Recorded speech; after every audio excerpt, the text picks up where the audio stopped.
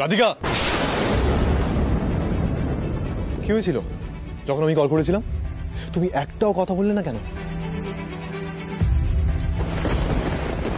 ইশারা কেন করছো? মুখে বলো। কি করে ওকে বোঝাই যে আমি মৌন ব্রত পালন করছি?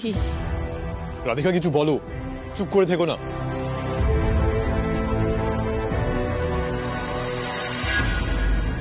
রাধিকা, ইশারা কেন করছো? মুখে বলো। আমি তোমায় বলে গেছিলাম কলে মিটিং হবে, প্রিপেয়ার থাকতে। কাজের মধ্যে অন্য কোনো ইস্যু তুমি আনবে না প্রমিস করেছিলে, তাহলে কি হলো? তুমি জানো মিস্টার চ্যাটার্জি কতটা অফেন্ডেড হয়েছেন? কখনো কোনো ক্লায়েন্ট আমাকে কোনো কথা শোনানোর সুযোগ পায়নি, আর আজ সেটাই হলো। তোমার যদি কালার থিম সিলেকশন নাই হয়ে থাকে আমাকে বলতে পারতে। শোনো, একদম না। আর ইশারা করে একটাও কথা বলবে না। আমার সাথে কথা বলতে চাও না তো? ঠিক আছে, বলতে হবে না। তুমি নিজের মতো করে থাকো। ক্লায়েন্টের সামনে আমি হ্যারাস হলাম, তাতে তোমার কি? তুমি তো খুশি।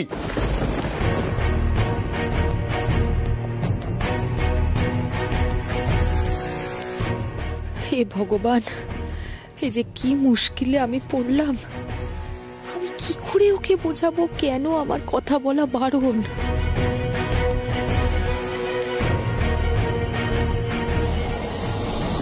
কি আবার ইশারায়? আমাকে ডিস্টার্ব করো না, একা ছেড়ে দাও। আর তুমি যাও না, ঠাম্মির হুকুম পালন করো, যাও।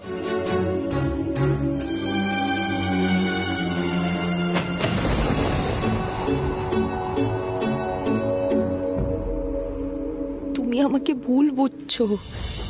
আমি কি করব বলো? ইচ্ছে করে ক্লায়েন্টের সাথে কথা বলিনি তা তো নয়। না না না না, ওকে আমায় সিচুয়েশনটা বোঝাতেই হবে।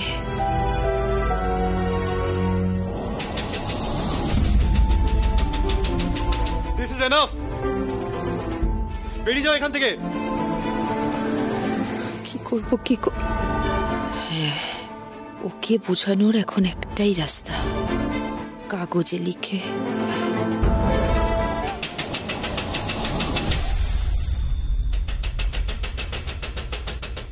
একবার বললে বোঝো না? বললাম তো আমাকে একা ছেড়ে দাও। আমার মনে হয় বুঝতে পারছে না, দেখাচ্ছি। কি হয়েছে?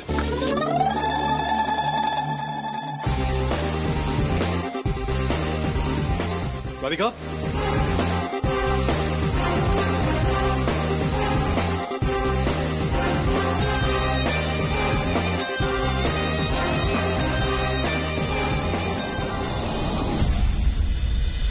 সরি, আমি ইচ্ছে করে কিছু করিনি। এর পেছনে কারণ আছে। কি কারণ?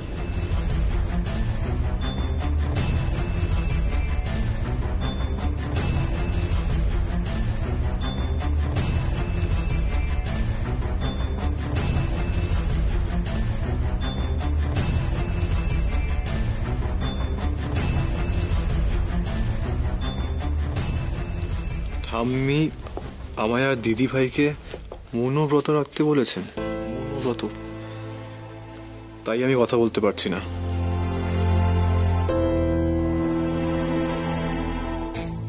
যতক্ষণ না ব্রত ভঙ্গের কথা ঠাম্মি বলছেন আমি কথা বলতে পারবো না। হোয়াট? মৌনব্রত এসবের কি মানে?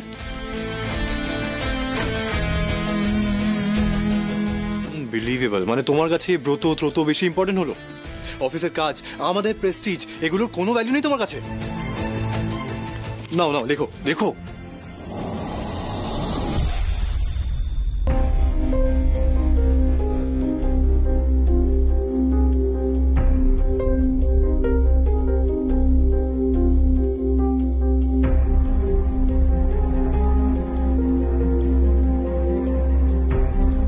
দুটোরই ভ্যালু আছে।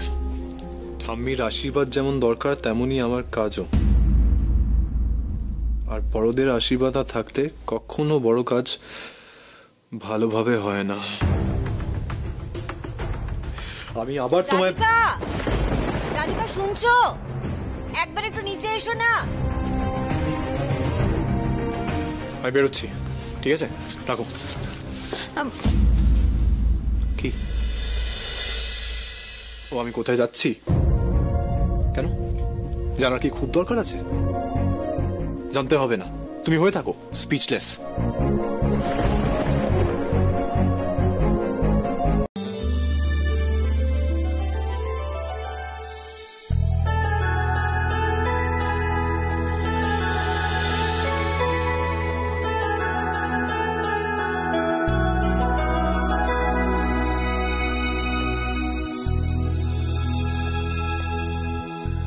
আমি জানি তুমি আপসেট হয়ে আছো, কিন্তু তুমি রেগে থাকলে যে আমারও কিচ্ছু ভালো লাগে না। তোমার জন্য ছোট্ট এই সারপ্রাইজটা, যদি তোমার মুখে একটু হাসি ফোটাতে পারি তাই আর কি। আমার কাছে তুমি যেমন গুরুত্বপূর্ণ, তেমনি এবাড়ির বাকি প্রত্যেকটা মানুষও গুরুত্বপূর্ণ। ঠাম্মি আমাদের কখনো খারাপ চাইবেন না। জীবনে সব ধরনের শিক্ষার প্রয়োজন হয়, তাই জন্যই তো আমি সব কিছু শিখতে চাই।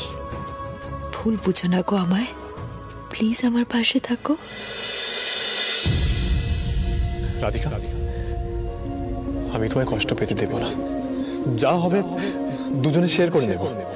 ভালো খারাপ সব রকম সিচুয়েশনে আমি তোমার পাশে থাকবো। Radhika, will you marry me?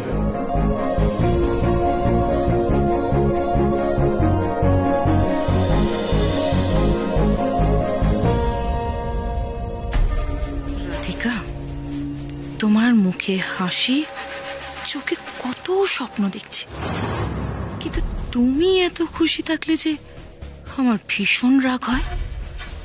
আর আমি তখন তোমার ক্ষতি করতে যা যা করতে হয় সব করতে রাজি আছি, সব কিছু।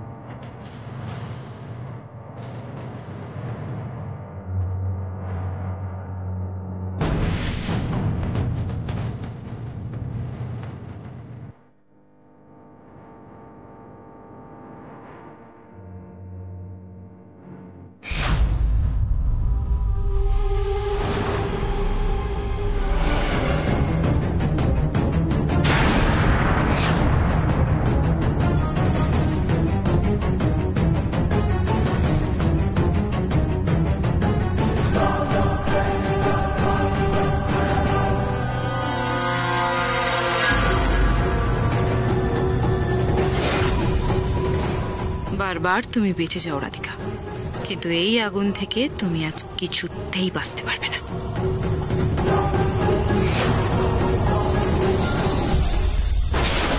কিসের আওয়াজ হলো?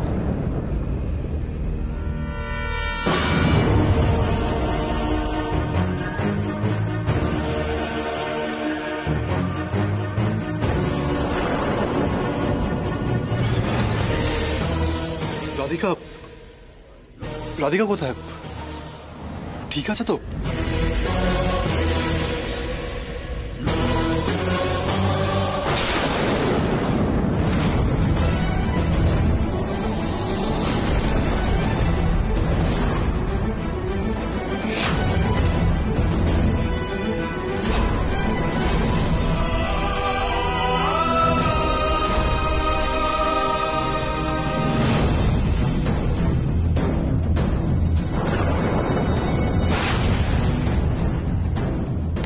রাধিকা,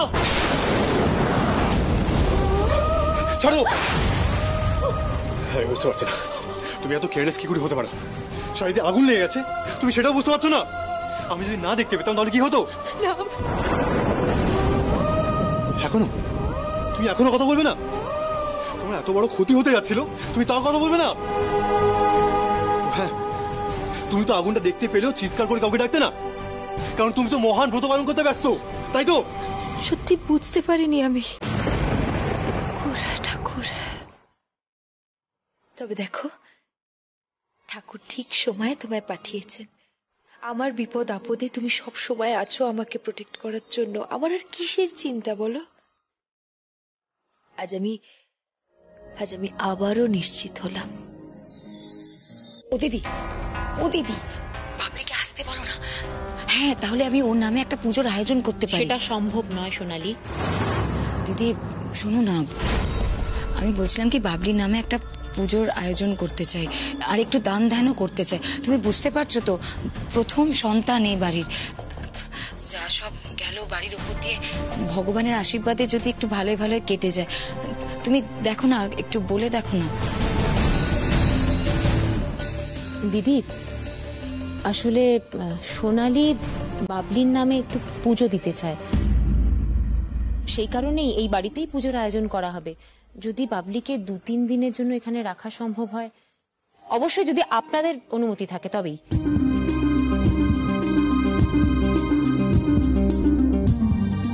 দিদি আমি জানি আপনি কেন চিন্তা করছেন, আমি আপনাকে কথা দিচ্ছি, বাবলিকে আমি এক মুহূর্তের জন্য কাজ ছাড়া করব না। আমি সবসময় ওর সঙ্গে থাকবো, ও সব দেখাশোনা আমি করব। আচ্ছা বেশ, আমি বাড়িতে সবার সাথে কথা বলে আপনাকে জানাচ্ছি, কেমন? ঠিক আছে দিদি, ভালো থাকবেন। রাখি তাহলে দিদি।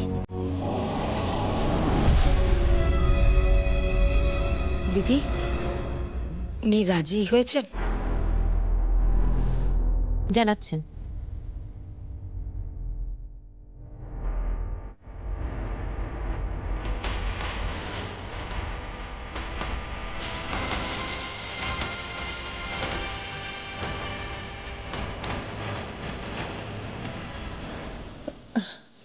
কি বললেন ওনারা? মা, ওনারা তো খুবই খুশি, তবে ওনারা চান বাবলি ওখানে গিয়ে 2-1 দিন থাকুক। আসলে বাবলির নামে পুজো দিতে চান না, এটা কোনোভাবেই পসিবল নয়। বাবলি ওখানে যাবে না। অনুরাধা, আমারও তাই মত, তুমি ওদেরকে না করে দাও। কেন শুনি? বাবলিকে ও শ্বশুর বাড়িতে কেন পাঠাবি না বিরিঞ্চি? দেখ, বিয়ের পর বাবা মায়ের আর কোনো জোর থাকে না মেয়ের ওপর, বুঝলি তো? শ্বশুর বাড়ি এখন ওর নিজের বাড়ি, আর ওর সন্তানের ওপরেও ওর স্বামী আর ওর শ্বশুর বাড়িরই আগে অধিকার। মা, তোমাকে আমি সব কথা পরে বলবো, এখন আপাতত ওর ও বাড়িতে যাওয়ার কোনো দরকার নেই। ও এখানেই এ বাড়িতে রেস্ট নিক। যা বাবলি, চলো ঘরে গিয়ে রেস্ট করবে। চলো, অনেকটা জার্নি করে এসেছো তো। আমি একদম ঠিক আছি, তুমি চিন্তা করো না। একটা কথা বলবো তোমাকে, এই সময় কিন্তু নেগেটিভ কিচ্ছু ভাববে না, কেমন? যেমন ভাববে ঠিক তেমনটা তোমার বাচ্চার উপরে প্রভাব ফেলবে। হাসি খুশি থাকতে হবে তোমাকে, তবেই কিন্তু তোমার বেবি ভালো থাকবে। একজন মা তার সন্তানকে ভালো রাখার জন্য সবকিছু ভুলে বাঁচতে পারে, লড়তে পারে। হ্যাঁ বৌদি, তোমার সব কথা আমার মনে থাকবে। আমি নিজেও ভালো থাকবো, আর আমার সন্তানকে ভালো রাখার চেষ্টা আমি সব সময় করব।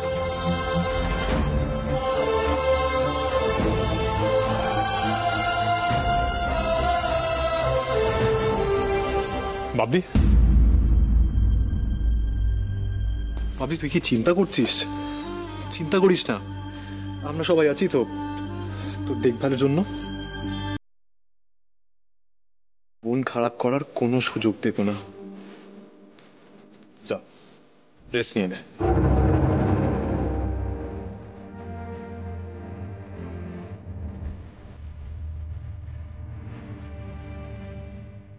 এই যে ছোটনাথ বউ, খুব তো বড় বড় কথা বললে, হ্যাঁ? জ্ঞানের ভান্ডার একেবারে উপর করে দিলে। তো তোমাদের খবর কি? বিয়ে তো কম দিন হয়নি, এবার বাইরে ওড়াউড়ি বন্ধ করে সংসারে একটু থিতু হও, বুঝেছো? একটু থিতু হও। আমিও পুতিপুত্তির মুখ দেখে যাই।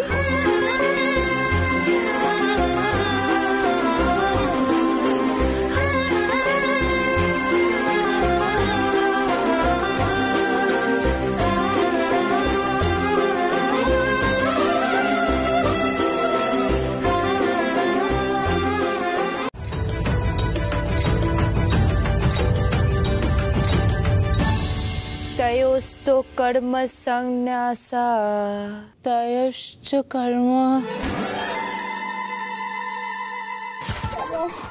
কি বলছি বুঝতে তো পারছি না, তো তাড়াতাড়ি পড়ছি কেন? উচ্চারণ ঠিক করে করো বড়নাথ বউ, ভুল যেন না হয়। হ্যাঁ হ্যাঁ ঠাম্মি, পড়ছি পড়ছি।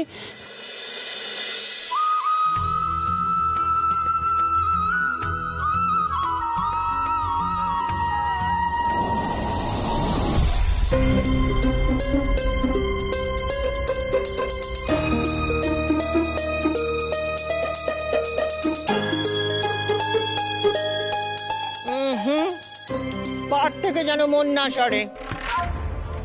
মন্টু, বাবলিকে দিয়ে এসেছিস? ওনারা কি বললেন? কিছু না, সব ঠিক আছে। তোমরা চুপ করে বসে আছো কেন? পাঠ করো, পাঠ করো।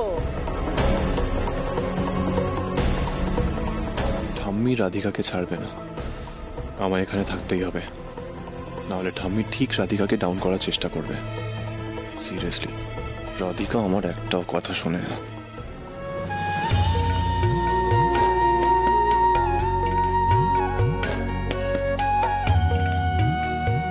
আহা, অমন গড় গড় করে পড়লে হবে না,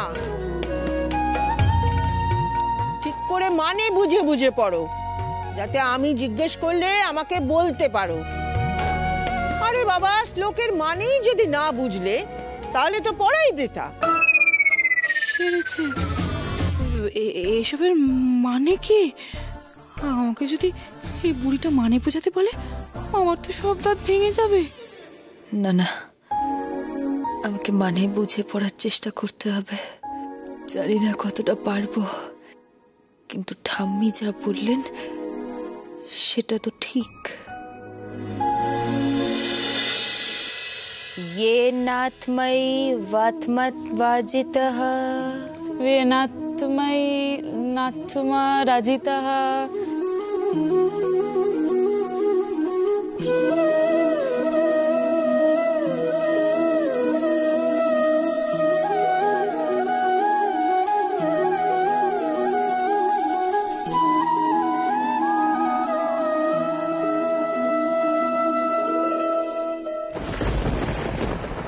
এতক্ষণ হয়ে গেল, রাধিকার ঘুম আসছে না কেন?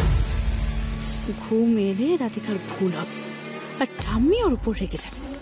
ব্যাস, পুরো ফোকাস ঘুরে যাবে রাধিকার দিকে, আর আমি এই টর্চার থেকে বেঁচে যাব।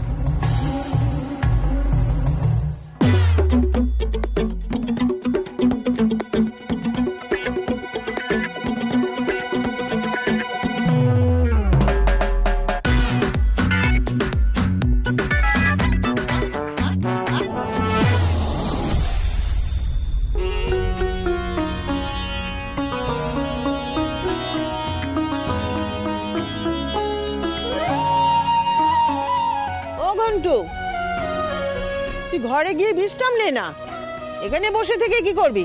যা ঘরে যা। না ঠিক আছে, আমার কোনো অসুবিধা হচ্ছে না।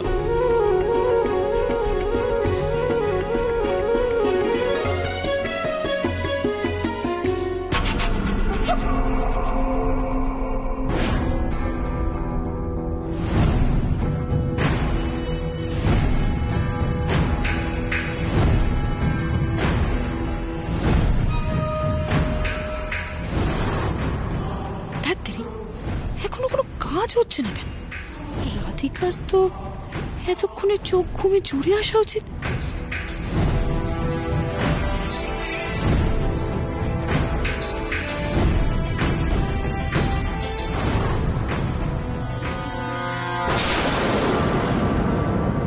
কেমন যেন ঘুম ঘুম পাচ্ছে আমার।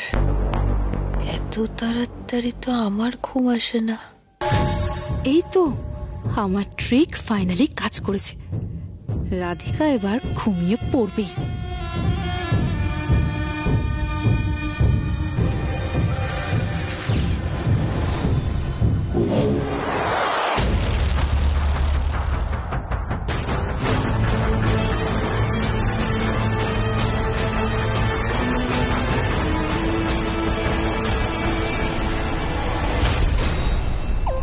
তুমি ঘুমের ওষুধ মেশানো জলটা খেয়েছো। অবশ্য তুমি না খেয়ে যদি ঠাম্মি এই জলটা খেত, আখেরে আমারই লাভ হতো। তোমাদের দুজনের মধ্যে কেউ একজন ঘুমিয়ে পড়লেই আমি এই ফালতু হ্যাজার্ড থেকে বেঁচে যাই। দাঁড়াও, প্রশ্ন আমার এখনো শেষ হয়নি। পরের প্রশ্ন হলো, মনকে জয় করার জন্য সবচেয়ে গুরুত্বপূর্ণ কি? বন্ধুরত্তত্তা নাশুতস্য ये ना तो मई भा तो मना शत्रुत्ते बर्ते तात्मयी भा शत्रुवत। আমাদের অন্তরে কাম, ক্রোধ, লোভ, হিংসা এই ষড়রিপুর বাস। মনকে জয় করার অর্থ এই ষড়রিপুর ওপর নিয়ন্ত্রণ। ঈশ্বরের সেবা এবং সৎ ভাবনা দ্বারা আমরা নিজের মনকে নিয়ন্ত্রণ করতে পারি। শুদ্ধ মনেই ঈশ্বরের বাস হয়। তাই যত রকমের খারাপ ভাবনাকে দূর করে আমাদের আত্মাকে শুদ্ধ করতেই হবে। এখানে আমি আপনার উদাহরণ দিতে চাই। আপনি যে ডিসিপ্লিন বলুন বা সততার সাথে যে কোনো কাজ করার শিক্ষা আমাদের দিচ্ছেন, আখেরে তা কিন্তু আমাদের বর্তমান এবং ভবিষ্যৎকেই সমৃদ্ধ করবে ঠাম্মি। ভালো, তুমি যে গীতার মানে বুঝতে পেরেছো সেটা অনেকাংশেই স্পষ্ট। ঠাম্মি, এতে আর এমন কি আছে? সবাই পারে। আপনি আমায় জিজ্ঞেস করুন, আমি বলে দেবো। জিজ্ঞেস করুন না। তাই? তাহলে তোমার প্রশ্ন হলো, গীতার বাণী সম্পূর্ণ হওয়ার পর ভগবান শ্রীকৃষ্ণ শেষে কি বলেছিলেন? হ্যাঁ, আবার কি প্রশ্ন? আমি তো জানি না। ধুর, মন দিয়ে পড়েছি নাকি? এসে গেলাম মনে হচ্ছে। কি হলো বড়নাথ বউ? ঠাম্মি, আমার তো গীতা পড়া শেষই হলো না। রাধিকা তো চিটিং করে আমাকে পড়তেই দিল না। তাহলে আমি কি করে বলবো যে শ্রীকৃষ্ণ শেষে কি বলেছিলেন? আমি কি করে জানবো? বুঝে গেছি। ছোটনাথ বউ, তুমি পারবে? পারবো ঠাম্মি। শ্রীকৃষ্ণ অর্জুনকে জোর করেননি যে অর্জুনের কি করা উচিত। শ্রীকৃষ্ণ অর্জুনকে বলেছিলেন তিনি পথ প্রদর্শন করবেন, কিন্তু অর্জুনকে নিজেই সিদ্ধান্ত নিতে হবে তার আগামী কর্মের বিষয়ে। কারণ ঈশ্বর তো কখনো মানুষের হয়ে কর্ম করে দিতে পারেন না। ভবিতব্য স্থির হয় কৃতকর্মের দ্বারা। তাই জীবন ও কর্ম সম্পর্কে নিজের কর্মের সিদ্ধান্ত নিজেকেই নিতে হয়। অর্জুন উত্তর দিয়েছিলেন করিষ্যে বচনং তব, অর্থাৎ তিনি সেই মতোই কার্য করবেন যা ভগবান তাকে নির্দেশ করবেন। কারণ জীবনের সত্য উপলব্ধি তিনি তার সখা ও পথপ্রদর্শক কৃষ্ণ ভগবানের কাছেই পেয়েছেন। তাই ভগবান নির্দেশিত পথেই তিনি কর্ম করবেন। মা, রাধিকা আজ আমাকেও অবাক করে দিয়েছে। এমন সাবলীল ভাবে গীতার অর্থ বোঝানো এ হয়তো আমিও পারতাম না। ছোটনাথ বউ যে শ্রদ্ধার সঙ্গে পাঠ করেছে আর গীতার অন্তর্নিহিত অর্থ উপলব্ধি করেছে তা ওর প্রতিটা উত্তর থেকেই স্পষ্ট। রাধিকা তো ঠাম্মির মন জয় করে ফেলল, কিন্তু ঘুমের ওষুধ মেশানোর জল খেয়ে রাধিকা কি করে এত ভালোভাবে পড়লো? কি করে শ্লোক মনে রাখলো? এই পরীক্ষায় ছোটনাথ বউ উত্তীর্ণ হয়েছে।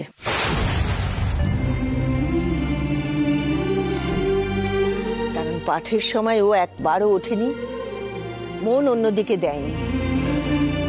সম্পূর্ণ পাঠ শেষ করে তারপরে ও কথা বলেছে। আমার বড়নাথ বউ যেটা হারার চিন্তা নিয়ে পাঠে বসেছিল, তাই এই পরীক্ষায় বড়নাথ বউ অসফল।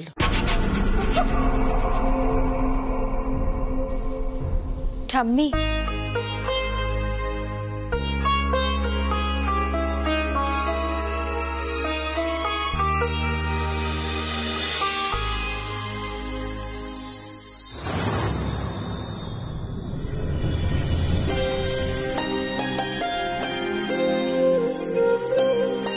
ঠাম্মি, আমি যেটুকু করেছি আপনার আশীর্বাদেই করেছি। আপনার দেখানো পথে যেন আমি এভাবেই এগিয়ে যেতে পারি।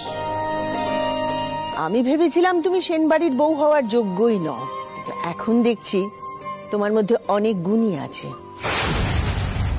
তাই বলে আবার ভেবে নিও না যে আমি তোমায় যোগ্য বউয়ের তকমা দিয়ে দিলাম। সংস্কার তোমার মধ্যে আছে, কিন্তু ঘরের লক্ষ্মী হওয়ার সব গুণ তোমার মধ্যে আছে কিনা সেটা পরীক্ষা সাপেক্ষ।